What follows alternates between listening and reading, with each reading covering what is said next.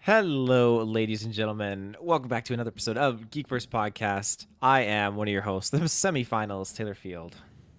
And I am the king of bastards, Kirkland Batzer. Yes, we are here for the, as Travis would say, penultimate episode of House of Dragons Season 2, Episode 7. So we got the finale coming next week. It's going to be a good time, but we're here to discuss all the juiciness that was in this semifinal episode. Before we get into our non-spoilers and then spoilers thoughts, a couple of plugs. You can find us with your internet connection in the search bar. GeekVerse.ca is our home base. GeekVerseCast is our Twitter. GeekVerse is our Facebook. And also, be sure to check us out on Patreon, where you can get ad-free, exclusive early content, lots of good stuff over there. I mean, we got the Alien retros that are popping off. We just dropped Alien vs. Predator and then Prometheus, and upcoming will be Alien Covenant and Alien vs. Predator Requiem. Can't wait to get into that. It's going to be a good time. Lots of other stuff that's available on the Patreon feeds, but the most important thing that I need to shout out here is our Patreon producers, Aaron Braden, April of Darkness, Jack Grant, Muds, Sam, and also God Loves Me 69, who has the little ticker there at the bottom. Has his own banner. Has his own banner, yeah. Shout outs to you fine folks.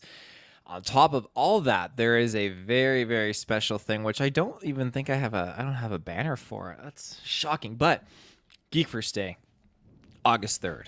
Be there, be square. It's going to be a great time. Basically, what we're doing is we're going to be performing a super long stream that will increase in its time by small increments depending on which tiers are subscribed or people upgrading their tiers on Patreon. You have the control to push our stream longer. We relinquish all of our control to you guys. It's going to be quite dangerous. Something very dangerous. Be there for eternity if it goes that route. Yeah, absolutely. But we got a couple of fun events lined up to satisfy your guys' scratches or your itches, I guess I should say. We got trivia. The scratch is so satisfied. So satisfied. We got maybe some chess popping off and video games and versus. There's going to be lots of cool OG GV content that's going to be populating during the channel. So make sure you tune in to August 3rd. It's going to be a fantastic day. I think I knocked everything off aside from our Deadpool Wolverine review. Go check that out. And then we also did a crossover with the Marvel Alliance boys where we talked about Comic-Con and all that juicy goodness around Robert Downey and all the other fun stuff with DC. So make sure you go check that out. Lots of stuff coming this week for Newscast, but I will leave it at that unless you have anything you want to slide in there, Kirkland. I have nothing to slide. Nothing to slide. Okay. So, episode 7, House of the Dragon, non-spoilers. What did you think, Kirkland? Yeah, I guess I wasn't here last week as well for last week's episode. Mm-hmm. But, last week I thought it was a bit of a snoozer. I didn't think a lot was going on in that episode other than some much anticipated maybe lip locking. But other than that, yeah, no, I thought like what was in it was good, but it just, there wasn't much that was in it. So, yeah, I'm glad I didn't watch that episode until just yesterday actually. So it was pretty fresh in the mind. So I'm glad I didn't really have to wait for this week's episode. But no, coming into this week's episode 7, I thought this was a major step up. It definitely had. It's interesting that like the finale is already next week because I feel like there is a lot going on at the end of this episode, and I'm very much excited for next week. But it just seems like there wasn't. I don't know. I'm hesitant to say like there's not much going on until there is, but this season kind of has me feeling that, and I'm just curious looking back on the season, especially comparing to what season 1 was, just how I feel of it overall, because there is some great content in here. There's some good drama, but I still feel like there is a lot of time spent in areas that maybe I would have maybe wish we focused in other areas. I don't know. So I don't know, and maybe I won't really feel that if the finale is like a barn burner, literally. So and just totally blows my mind and I don't know, surpasses my expectations. But yeah, I don't know. Like I am positive overall, but I feel like any time that we're getting near the end of the season and just realizing like how much runtime we have left, it's like, okay, now I realize that we might not have a lot of time to spend in avenues that maybe I wish we did. But no, I still think this episode was really, really solid. Yeah, things are looking interesting on the battlefield now. So yeah, I think this is a really solid thumbs up episode. If I have to do a quick little thumb rating here, but yeah, I don't know. Maybe I'll just leave it at that because there is a lot to kind of unpack and talk spoilerize. But yeah, man, I'm excited for next finale. Mm-hmm. Yeah, this episode, I feel like okay, some parts were quickly accelerated. We got a lot of ground covered, and I say that literally because to go from Dragonstone to other parts of Westeros, it takes a long time. And in this episode, I feel like okay, people went to and from very, very quickly. I feel like it'd be like a day's worth of sailing or 2 days worth of sailing, but no, they were expediting things at an accelerated rate, and I'm okay with that because the certain the one main theme that we got in this episode, I was really laughing my head off. Man, this is fucked up. It was cool. It was a cool idea at first, but man, this is just fucked up. I feel bad, but it is the way that it is, and it ends up paying off in the long run. So I can't wait to see how that's going to affect the finale. And the way this episode ended too, I was thinking, holy shit, like this is crazy. And I think all the cards are now lined up in this episode, and where we've seen a lot of development on one side of the story, and for one, I guess the one group of individuals, the other group of individuals got a lot of headway in this episode to further their cause. And so I'm really excited to see how things are going to unfold for them. But yeah, there's not much I can really go into that is not spoilers, because there's just so much crazy shit that unfolds here, and it's gonna be fun to see it unfold in that finale. I'm trying to think if there's anything else. Even when it starts off too, it's a great episode. It feels very powerful, and yeah, it just feels like the one side is just being reaffirmed in this episode. There's one more plot that was left open-ended here. Well, they did pursue it a little bit more. It was left open, and I feel like that's how they're going to start the finale next week, focusing on this one character's decision. But yeah, I hope that next week is a nice long episode, not a 20-minute, 30-minute one like Star Wars. I feel like there's many pieces that are they're not really missing, but it's like they went off and we haven't seen them since they went off, and there's like a lot of those pieces, so there's going to be a lot of interactions maybe next week, unless it's just they don't touch upon it till next season, which I think is a falter. But yeah. All right. Well, I am going to populate an ad break here, unless you have joined the Patreon. Skip these juicy ad breaks. Otherwise, we'll see you in a second. And we are back. Kirkland, where would you like to start in the spoiler territory of episode 7?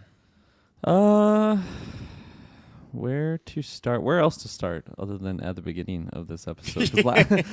Because last week it had like a pretty decent cliffhanger of Rhaenyra climbing Syrax and just flapping their wings off into the nether realm, and that's how we start this episode. She stares down, what's his name? Adam of Hull, I believe, is the one that claimed oh my gosh. Sea Smoke, thank you. There's a lot of dragons in this episode with a lot of different names, but yeah, it's interesting how this character that I feel like it's interesting because I feel like up until I don't know, maybe an episode or two ago, probably the episode that Rhaenys fell with Meleys, I was curious what was going to happen with this Alan character because they kept just, I don't know, like alluding to him, alluding some like tension amongst Rhaenys and the Corlys, I think that's his name, the sea serpent, like that character. Just the tension around that character, and I feel like Adam of Hull has like he's been like, if Alan is like a side character, Adam of Hull has been like a quarter character. Like he's just been interacting with like Alan, and now here we are, and he's on a dragon now. I don't think it's a bad thing. It's just a thing that I did not expect to happen at all. So to have him all of a sudden get a dragon choosing him, but then like minutes later also just bending the knee to Rhaenyra. I don't know. Like I am a team black all the way for this show, but I was still just like, oh wow, this is just happening really easily and really quickly. And I mean, by the end of the episode, we get like multiple new dragon riders, which is I don't know. It like it's interesting because like by the end of this episode, I think that shot is so epic of Vagar and Aemon like seeing Rhaenyra with like her all of the dragons now staring off. Like I feel like it's a very powerful imagery, and even the shot at the beginning of this episode, it was really beautiful. But it just seemed like it happened really fast, even though this had like we're in the penultimate episode here. But it just felt like for us to actually get this to happen, it seemed really quick. I don't know. Like, am I alone in that sense? How do you feel about that? No, I feel like they jumped to it very quickly. We only got probably less than, I dare say, probably I'd say 3 minutes of screen time. It felt pretty quick because it started off with him basically he's landed. He's on this beach with Queen Rhaenyra, and he just basically says straight up that he didn't choose for this. Like, Sea Smoke literally just fucking tackled him to the ground, chased him to the woods, and was like, "You're mine, bitch. Like, you're not going anywhere." So, I mean, how can you argue with that? But he pledges allegiance to Rhaenyra. Rhaenyra is like kind of sus, like, well, you were quick to bend the knee, but it makes sense. Like the shipyard and the shipmaster he works for, they're all pledged house from Valerian. Valerian has pledged their fealty to Queen Rhaenyra, so it makes sense for him to just be like, yeah, I'm gonna join up with you. But I think that he's a character that didn't get a lot of spotlight. It seemed like his brother got more of the spotlight, and yet I didn't even feel like they were going to do anything with Alan of Hull. Hull? Hoth? Hull. I think of Hull. Of I'm Hull. assuming it's like their bastard name, how they have like Jon Snow. Hull, like a boat hull. Yeah. That's clever. Adam of Hoth. Yeah. Fuck, I love that. That's some good shit. I wonder what ours would be. Taylor of Maple. I'm not a bastard though. Like, South Canada, yeah. Yeah. South Canada. Yeah, I just think the character he didn't get a lot of focus on this. Yeah. And when he did, he was with Corlys, the sea snake. Right. And he's like, "I relinquish my duties to you, Saya." And he's like, "Agreed." Yeah, it's funny because like I am interested in seeing kind of how his journey progresses, but it just seems like that's going to be kind of a next season thing because we don't really have time to like train him how to dragon ride and then also have the big clash that I would assume is to come in next week's episode. So yeah, I think I'm just a little bit, because of all these new pieces, I'm a little bit worried on how this will all be palatable in just one episode. But I don't know. I'll wait to hold my judgments until that review. Not to mention, I mean, you said it perfectly. Like, they got to train this guy within one episode. Well, all their dragon trainers just opted out. They went on strike. So who's gonna train? Rhaenyra? I mean, she's got her hands full already.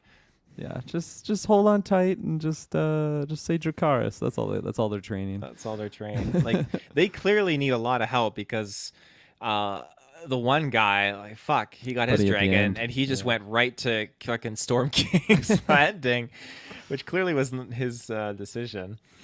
Yeah, so it's a band of misfits, although they are on some powerful dragons. I'm just curious as to what's to come in that regard.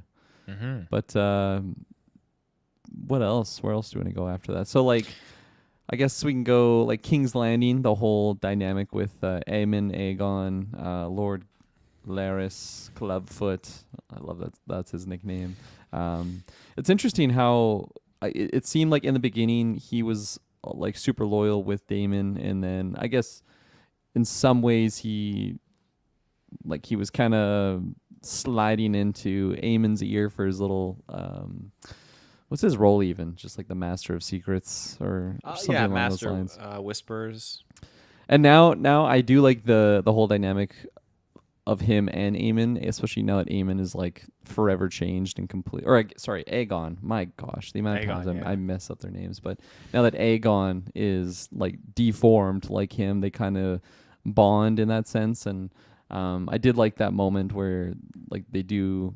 I don't know, like he gets like emotional just talking about how like the way that he's treated. I think that was actually last week. Now that I'm thinking about it, I did just watch that episode last night, so they are kind of blending together. But anyways, this dynamic that he's trying to like train Aemon to like use this weakness as a strength and have like people kind of oh my god, Aegon.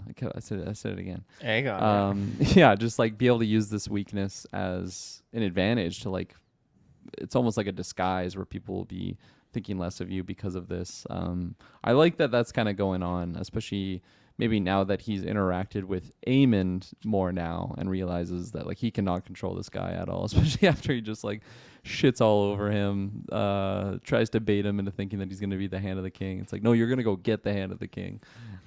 So yeah, he's clearly not a big fan of Aemond, and I definitely think he's looking at Aegon, you know, like he did say all those kind of nice things, but also it just seems like he will be like a puppet for him, and he'll be able to just really manipulate Aegon if he does get his strength back. So I'm very interested in kind of seeing how that dynamic goes moving forward.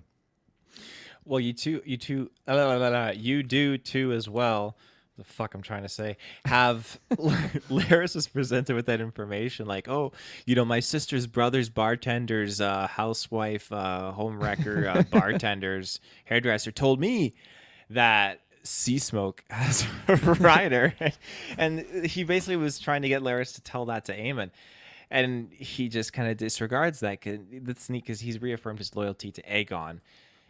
He doesn't want to tell Aemon this, and it was such an intense scene because after that other lord leaves, he just like pans to the courtyard, and Aemon's just standing there staring at Laris, just in the courtyard, and Laris just saunters off with his little cane. Yeah, those poor guards are going to the wall. They just tried to protect their queen. Yeah, I mean, they did obviously instigate some stuff, but I mean, that's what you do. You protect the queen, but fuck, losing their capes and stuff, that does suck. That does suck. With Aegon kind of just doing what he does, he's in his room. He's got the Grand Maester helping him walk again. It seems like his allies is growing thin, but he's definitely not down and out. And I'm excited to see him get his comeuppance. I don't think we're going to see Aemon die in battle. I think we're going to see Aegon do something to get him killed. And that's going to, I mean, when Aemon goes, Aemon is the big threat. So if Aemon gets taken out, he'll have a big battle with Vhagar, I'm sure, but he'll get taken out. Aegon will be left standing, and Aegon's not going to survive. He's going to get killed by Rhaenyra or something like that, I'm sure. I don't think the Greens are coming out on top right now. They're already outnumbered and not doing very well because, I mean, Alicent has just gone off to go to like some spa retreat in the woods with one guard, so she's given up on King's Landing. Yeah, that's kind of funny. She's just fucking off, going vacationing. It's interesting because I can't remember if it was confirmed or if we were just speculating. The rumor on the street was the idea for the show was to go somewhat of like a 4-season run. Part of me, like, although it is kind of all aligning for House Black right now with their additional dragons and Daemon getting somewhat of an army where he is in Harrenhal, it still feels like, for me, it's hard to trust what's going on because, especially just following like the Game of Thrones formula, like it never goes as like easily as it maybe is sought out to be. Like we're rooting for Robert Stark, and then the Red Wedding happens, like stuff like that. Like I'm just expecting something like that happening, especially that we haven't seen Otto Hightower in a while. I imagine he's not just fucking chilling in the woods like Alicent is. Like, even though he got sent away from King's Landing, I still feel like he is trying to further at least the Hightower like power and like presence of there. So I am expecting him to kind of have his own look to the east on the seventh day Gandalf moment where he's just gonna come in with like a big flank of something. I don't know, like there's just something in the realms that's telling me to be worried for our House Black team and it not to be just like a triumphant victory next week. Comes especially with like 10 dragons. Yeah, especially like if we're going however many seasons, even if it is going that many seasons, I still don't think like this will end with the war being like this season ending where like Rhaenyra is in King's Landing and it's all going well in that sense. I still feel like there's a lot left on the journey to really get to that point. So, next week might end in a really good victory, but I still think that there will be some losses for both sides. I mean, we got Sir Kristen Cole. Shay's convinced that he's not making it out of this season. She thinks that he's getting murked. He wasn't in this episode, was he? No, he wasn't. So the same thing. Like I feel like there is a lot of. That's what I was saying. The non-spoilers, like lot of members out there that just get sent off on their way, and we haven't really touched base because we have Gawain, I think that's Allison's brother's name, who fucked off with Sir Kristen, Otto Hightower, Alice Strong, I think that's her name, like the witch where Damon is in Harrenhal. She wasn't in this episode, I don't think. So there is like a lot of pieces that I feel like are just kind of MIA that that will be making an appearance next week, I would imagine. So I don't know. I feel like this by the end of next season or next episode, I feel like I'll be wanting more, and like obviously it's a positive sense. You should be leaving the season wanting more of the show, but I'm worried that I'll be wanting more of like content for the season, and felt like maybe we could have gotten it here if we just focused our attention elsewhere. But again, like I was saying in the non-spoiler, like I should hold on to my my criticisms till I actually see that episode and can determine if that is maybe my feeling after the fact. But right.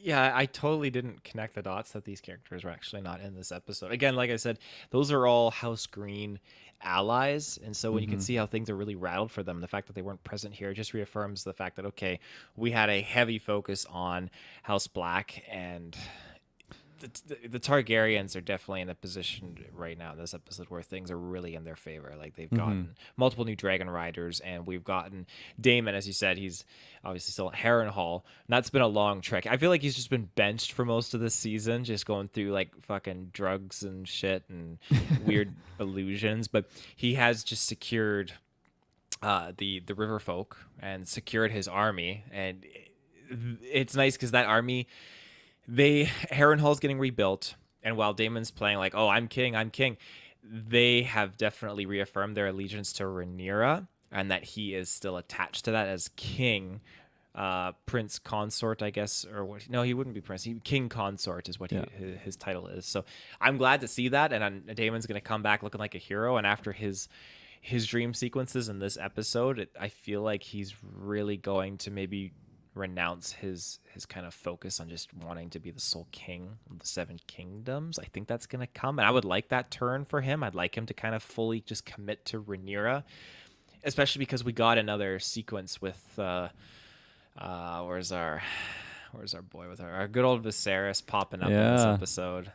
He was looking more like great. That too. Yeah, he was looking more like that. Always a joy to see our boy Viserys, and it seems like these sequences with him showing that, I felt like he was acknowledging like his love for his brother in this episode and really feeling the weight of his brother's crown. It definitely sets up for that, I'm hoping, redemption moment where he just is going to reaffirm his love for Rhaenyra by loving his brother Viserys. Yeah, I guess on that note too, with the whole Daemon stuff this week, and I don't know, like it's interesting because like the more that we get these trippy minds bendy moments, I feel like I like them less. However, this week's episode, I really did like the back and forth between him and King Viserys, especially Viserys looking all decrepit and just looking like the grave digger or whatever the hell he looks like. Yeah, the Crypt Keeper. There you go. That's his name. But I feel like I like this one particularly because of the timing of when it happens. How you have, I'm going to forget his name, but the new lord of the Riverlands, because his grandsire died, this little kid that comes in, and he's like the leader now of House Tully, and all these Riverland clans are loyal to him. What are you chuckling about? I'm just laughing because in this episode, he's like, Daemon, you're my bitch. Is what he's acting like. Like I really love that sequence actually when all of the like the river folk are there, summoned there by House Tully on King Consort Daemon's behalf, and even just the area that they're in, it very much reminded me of like the Council of Elrond, of just like like the leaves and everything. The fact that they're all in a circle, it just very much felt like Rivendell. Maybe not as nice, but it still looked pretty nice. But no, I really like this moment. I feel like it showed great depth to this young lad.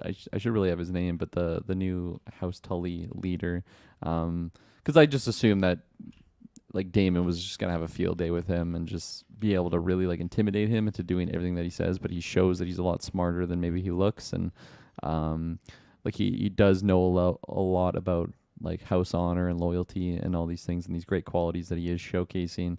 I've like if I was a river folk, it's like okay, I actually trust this young lad to kind of to lead us here. But I love this moment how you have I believe it's it's Bracken or Blackwoods. I think this guy was the Blackwoods, the one that Damon kind of just told him to like take them out and do. I forget the line, but he basically just tells him to do some bad stuff, and then of course he does that bad stuff. And it's interesting because it is just between those two characters, and like right away, Buddy thinks that Damon's gonna get him out of it, but like instantly Damon just takes out his sword, goes in and chops the head off. And I love that, like, it's another one of those really intense moments, kind of like the decapitating of that child in the beginning of the season, where like this is a direct result of Damon's action, or maybe like although he doesn't directly kill these people. I mean, this guy he directly killed. He does directly. But like also just all the other innocent people that were like impacted by Damon's decision because of these Blackwood characters going in and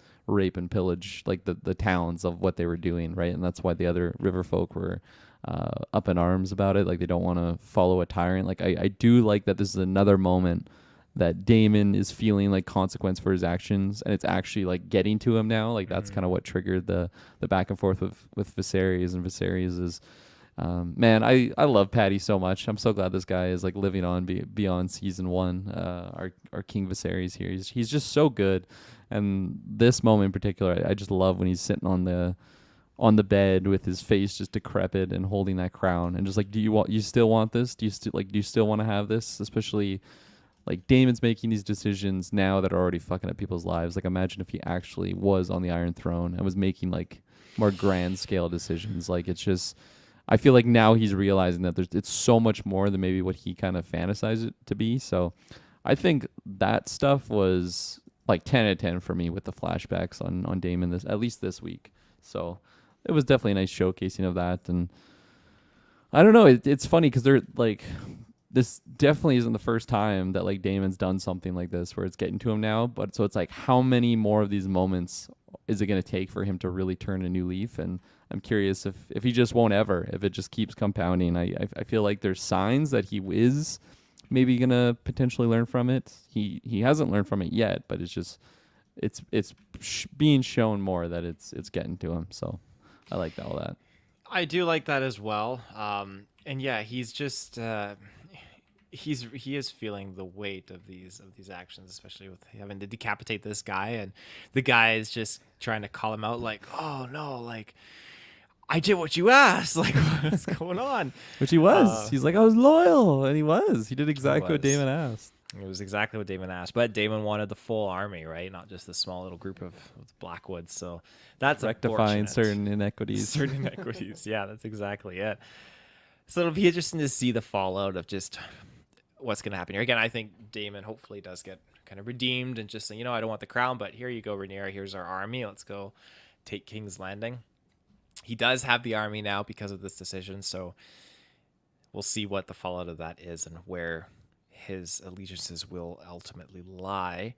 I did like this Tully boy just going to town and just not forgetting how he was cast to the side by Daemon. And then a few episodes ago when Daemon's like, "Oh, you're useless to me. I need to speak with your grandsire." But then the grandsire died, and so here we are.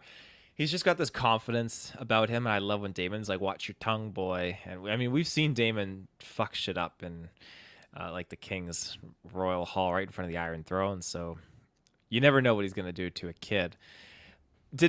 Nothing happened, so that's okay. But yeah, it's just pretty crazy to see where we're at with these river lords, and after all the fallout and the chaos and the barbarity that's occurred, they're still pledging their old ways and their fealty to Rhaenyra.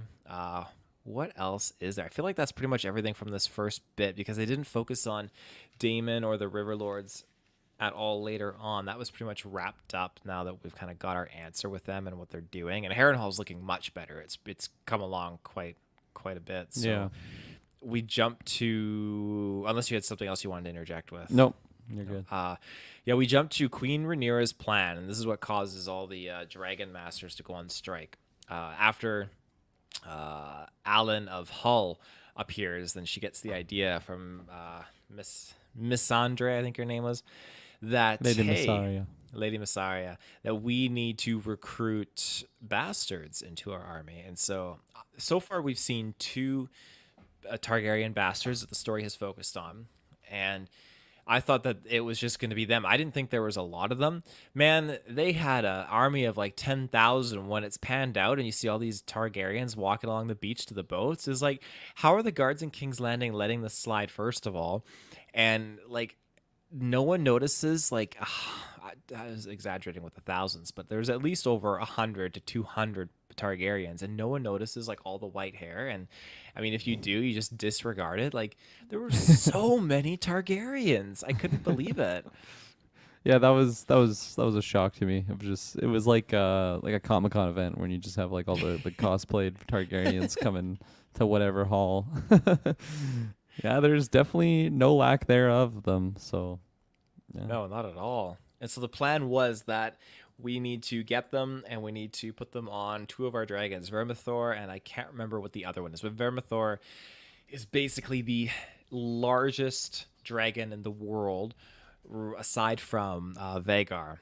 So that's a big one there, and I can't remember the two Targaryens' names, but they basically, the one guy who's coming up, and he's looking a little rough around the edges here because they're all lowborn, and so he's got the fucking heart of gold, courage. He walks up there. He's gonna tame Vermithor, and everything's gonna be great. And then Vermithor's like, "Fuck it," and just nukes at least 50 Targaryens on the spot, and then proceeds to be nuking everyone else. Our one Targaryen in the bar, who did not want to come here initially, which is quite funny because when he's in the bar, the whole bar is like Dragon Lord, which meant they're gonna get this fucking guy killed if he doesn't make it out of this bar because the guards are gonna come in and execute him. But Yeah. he flees, and then our other guy who is trying to save his daughter ends up taming Vermithor, which very fitting. I like this guy, and I think Vermithor suits him. Yeah, no, this was a character that I didn't think of it right away. It was either you or Travis that said the guy was probably a Targaryen, and I mean, from this point on, I'm just going to assume anyone that has white hair is just a Targaryen, and that's just that. That's kind of the rules that we're playing with here. But yeah, this poor guy lost his daughter. I think it was 2 episodes, and we see them kind of trying to flee the city, and she's looking mighty pale. The daughter died? Yeah. Oh fuck! I didn't. Yeah, catch that. It's like an off-screen thing. It's when he's like talking to his wife. It's like, now that we don't have our daughter, like like I can earn a living by being a dragon rider and something like that. And then the wife is like something along the lines like, well, what if I have to pay for a funeral for you, or something along. I'm major paraphrasing, but at least that's how I took it. It seemed like, I mean, she wasn't there, so where'd she have been? And 2 weeks ago, she looked like she was already on the brink of death. So I kind of think that, especially it would fit now that if this guy was doing like all the right steps, right? He was earning an honest, like he was working as an honest man. Like he was a blacksmith building these contraptions for the city guard. The king or the crown kind of fucked him over for just not paying what he was promised, right? Like he was promised all this extra coin to build these machines. Because he didn't get that coin, he wasn't able to like buy food for his family. His daughter got sick, and we already had from last week's episode, all of the turmoil happening, all the public unrest going on in the city for the small folk just trying to basically live in this town, and they're just getting fucked over by the crown.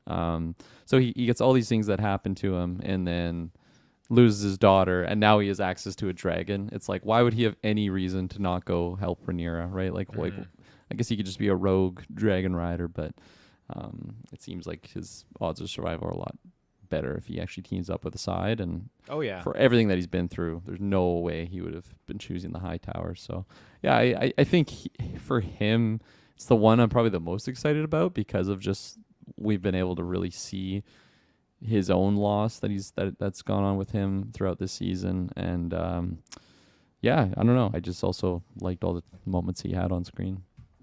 Yeah, that's well said. He's got his own tribulations he's endured and his own reasonings for pursuing this. So I'm excited to see how things are going to fall out for him. I have had half a mind to anticipate he was the one that was going to go straight to King's Landing, but no, our other boy from the bar, the tavern, he just played dead and got on the dragon and just when they're in their little council meeting, Aemon is talking to his lords, and then you hear like dragon, dragon out in the distance, and it's like, or like, are they attacking already? They didn't even train these fucking guys, and they're just like full on sieging. Uh, Not the case. It was just like your first flight kind of thing. Just it's a little unpredictable, and they went to King's Landing, so Aemon gets on Vagar, and holy fuck, I thought we were gonna get some crazy shit because we know Vagar doesn't listen, and so when we see Dragonstone in the distance with the three dragons and Vagar's going, and then Aemon's all of a sudden like fuck and like pumping the brakes like flee Vagar, flee, and Vagar finally turns.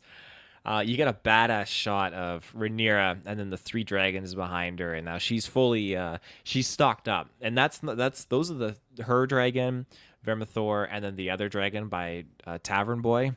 That's not including Sea Smoke with Alan of Hull, and not including I can't remember her name, but the other Targaryen, Daemon Targaryen's daughter, Baela. Yeah, because she's. Rhaena.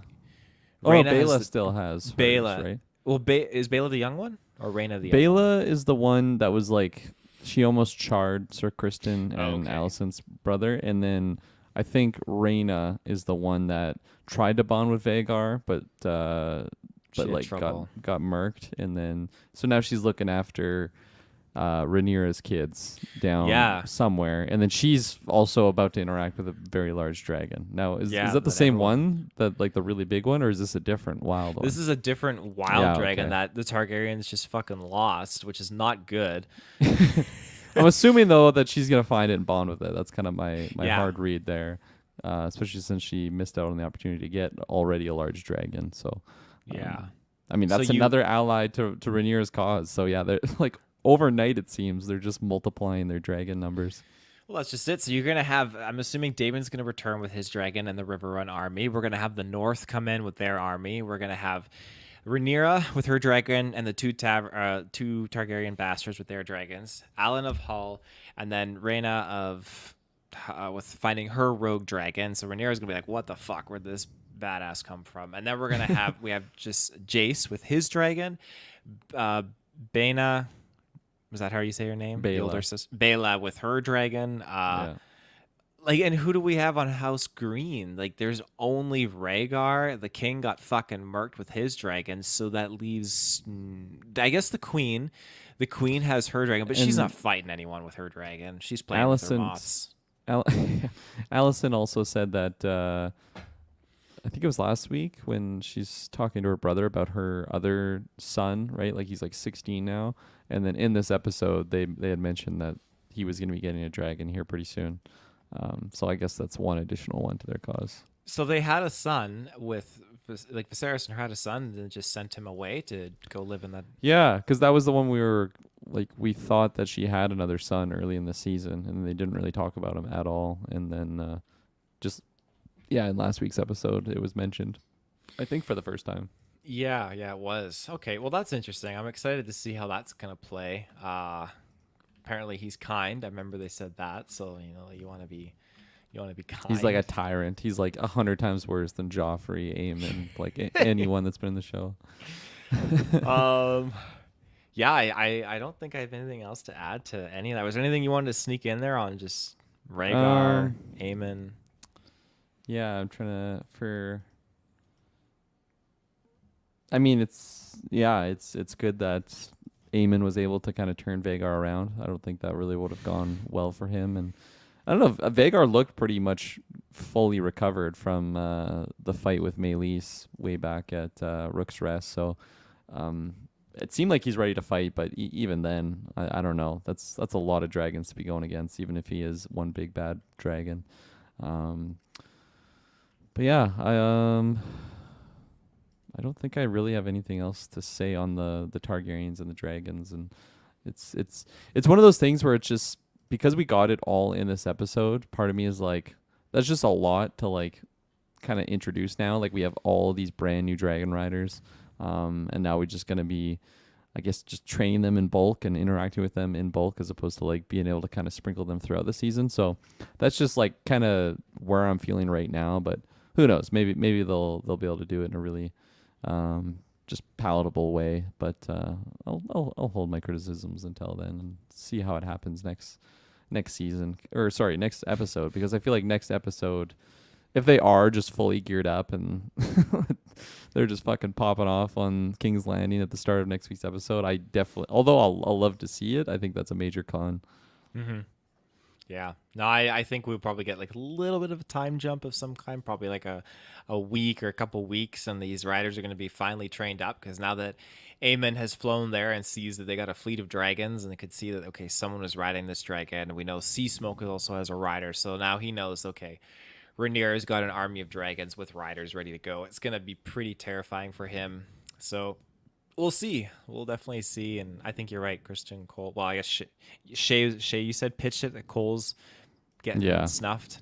Yeah. He's getting axed. I mean, like, it's interesting because I feel like the peak stuff with him, it's definitely getting pushed. We're kind of moving away from that stuff where it seemed like he was Aegon's hand, right? Like that was kind of his guy. It seems like Aemon, although he's kind of plotted with Sir Criston, like he's kind of, I don't know if he's lost it or if he's ever had like just losing respect for Criston. He definitely is aware of his nighttime foolery with his mother.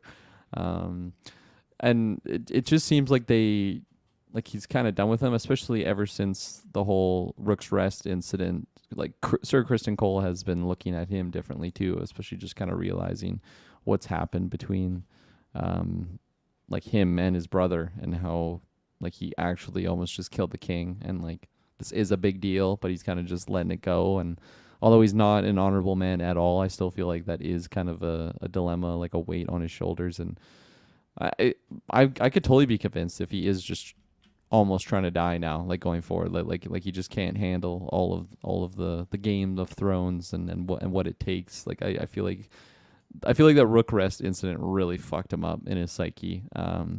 So yeah, I'm curious as to what's gonna happen going forward.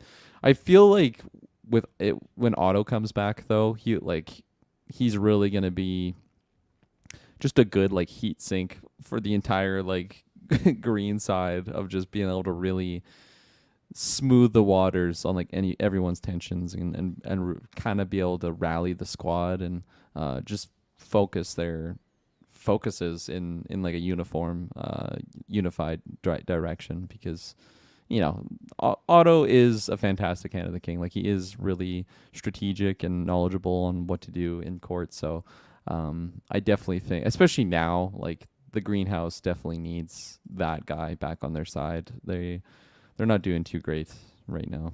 Mm-hmm. Totally. They need someone with experience, and he's definitely got it. So I'm looking forward to him coming back and slapping down on that table. I got taking that pin off of who's wearing the pin right now? Oh, I guess it was Otto, right? Because he sent Lord Laris to fetch him. Yeah. So he's putting the pin back on. He's coming. Kristen's gonna come back wearing his like necklace thing. Like, what the fuck's that? Yeah. I got nothing else to add. I think we hit everything on the head. I agree. Well, we will be back next week. Travis will be making his return for the finale as well. And it's going to be good, so be sure to check it out. I hope you enjoyed this episode, and we will see you in the search bar. Have a good one.